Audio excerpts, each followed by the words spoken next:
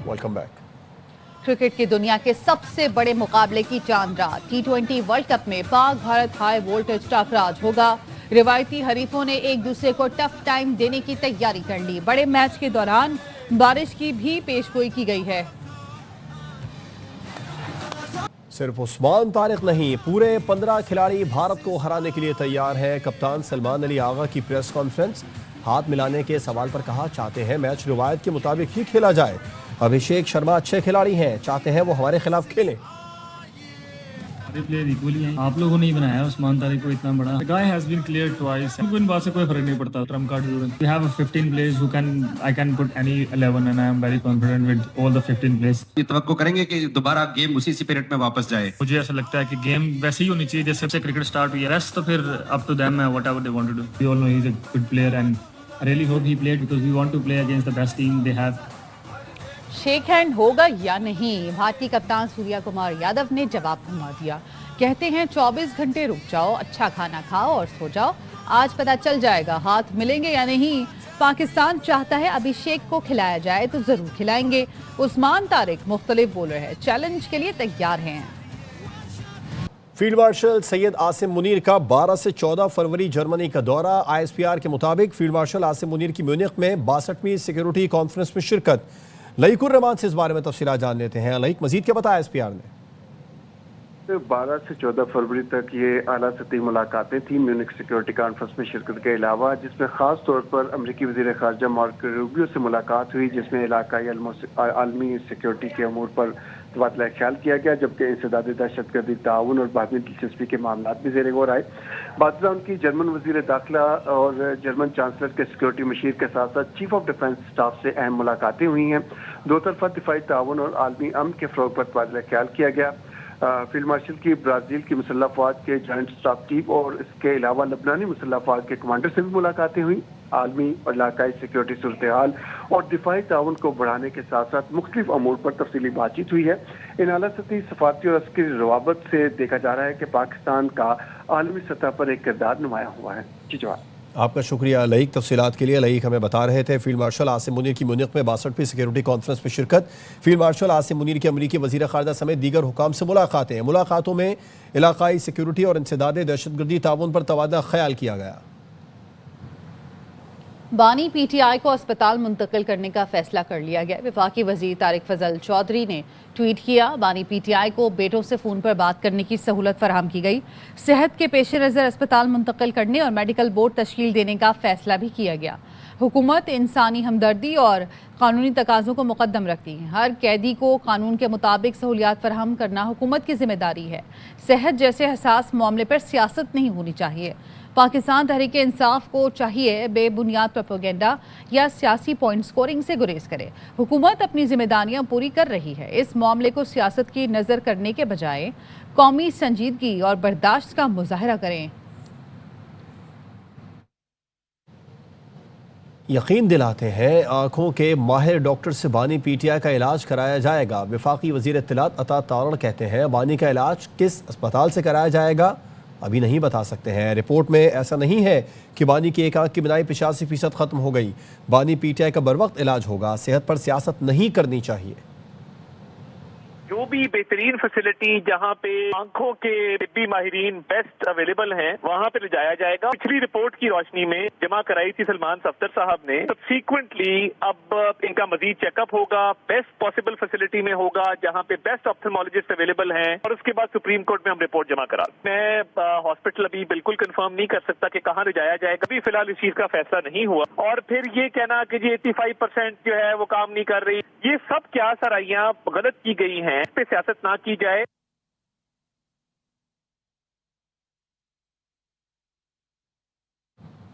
और खबर आपको देंगे, खानदान को एतमाद में लिए बगैर बानी की मुंतकली बुनियादी इंसानी हुकूक की खिलाफ वर्जी है।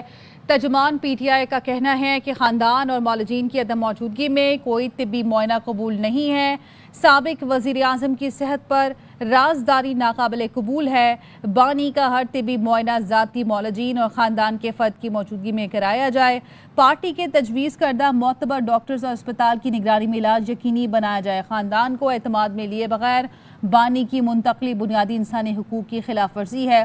पीटीआई की जानिब से ये बयानिया जारी किया गया जिसमें कहा गया कि खानदान और मौलूदीन की अदम मौजूदगी में कोई तिबी मुआयना कबूल नहीं हुआ।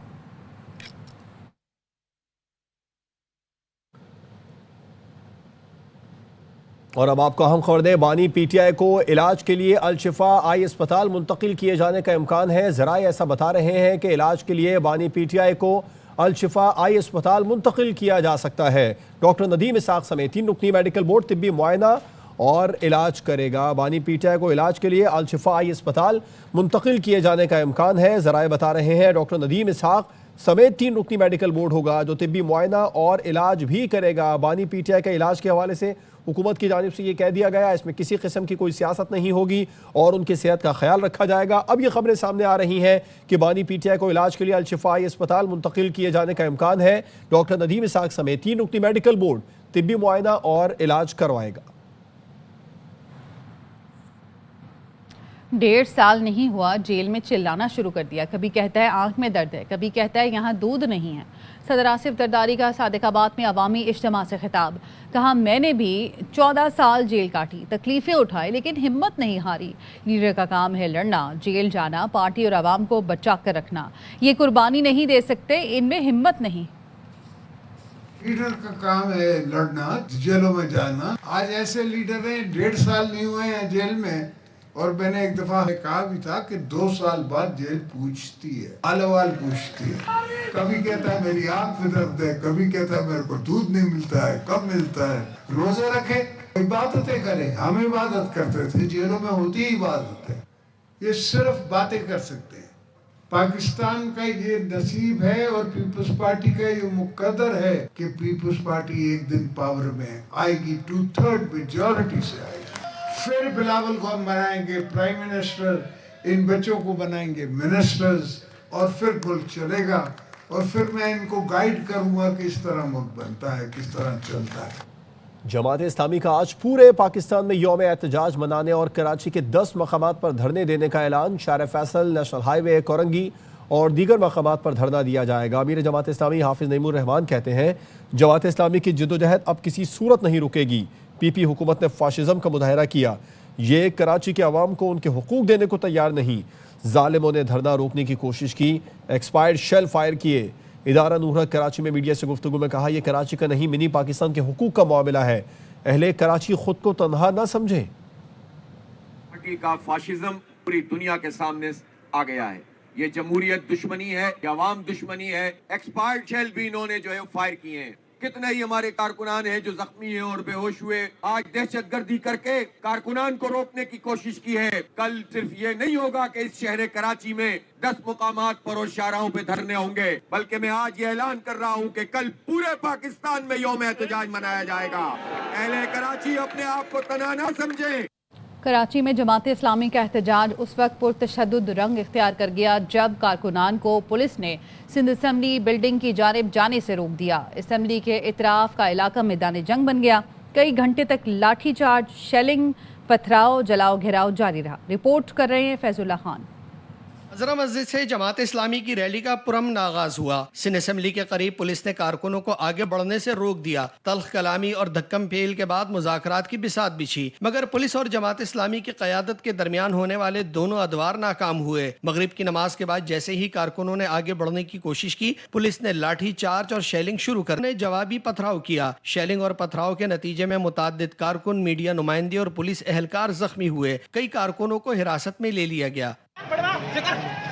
जमात इस्लामी कराची के अमीर मुनिम जफर खान कहते हैं कि कराची का हक लेने पुरअमन अंदाज से निकले थे। ये फस्तायत है, ये फाशिज्म है।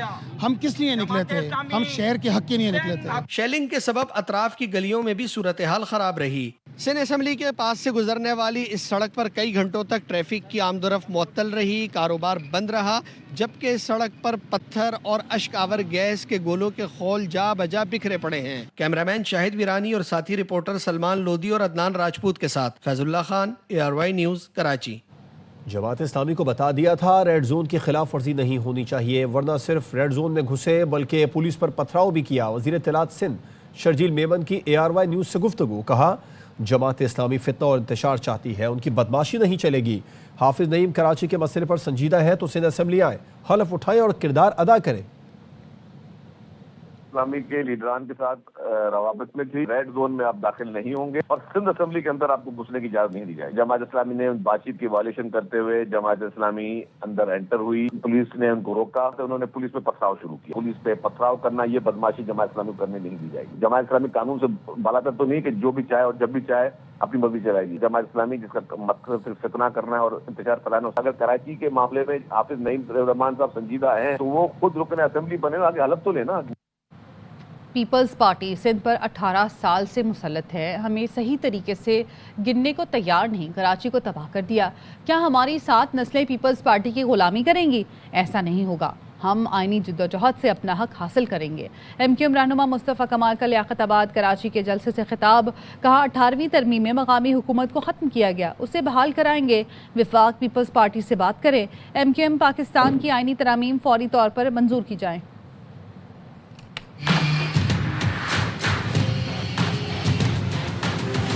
दुनिया भर में लोकल गवर्नमेंट का काम है इसीलिए कि अगर किसी के पास इतनी मेजॉरिटी नहीं है कि वो सूबे की हुकूमत बना सके तो जिस शहर में उसकी अक्सरियत है उसके इख्तियारात और वसाइल उसको दे दो। आपने 18वीं तरमीम में जो आर्टिकल 140A है वो खत्म कर दिया और उसको बहाल करने के लिए जब हम आईनी तरमीम पेश कर रहे हैं आप उसे बगैर किसी वजह रद्द कर रहे हैं। तो अगर हमारी सूबाई हुकूमत नहीं है जो कि आपकी मर्दमशुमारी के मुताबिक नहीं बन सकती, हम अपनी 7 नस्लों तक आपके गुलाम रहेंगे। हम अपने आईन में रहते हुए आईनी रास्ता इख्तियार कर रहे हैं।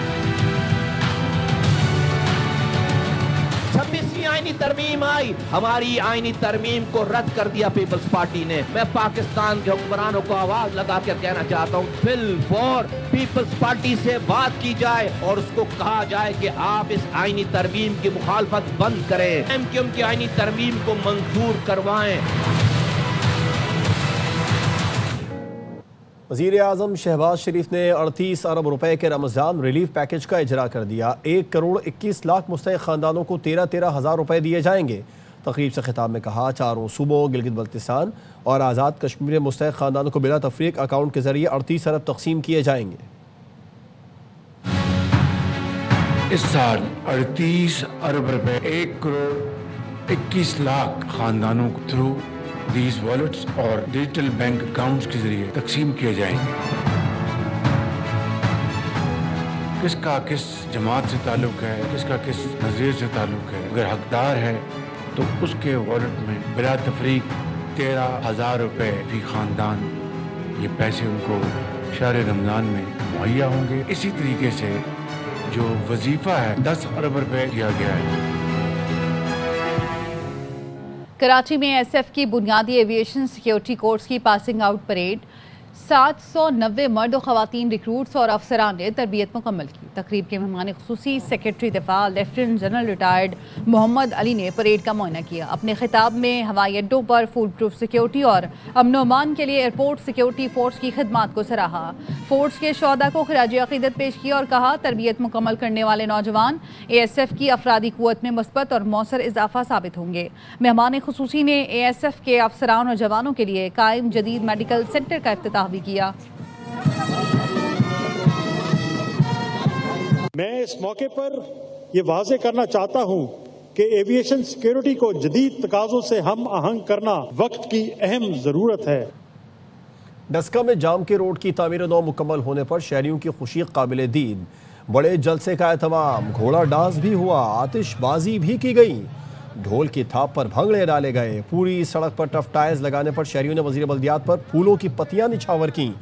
शहरियों की बड़ी तादाद जलसे में शरीक हुई। वज़ीर बल्दियात ज़िशान रफ़ी की आमद पर उन्हें बग्घी पर सवार करके जलसा गाह लाया गया।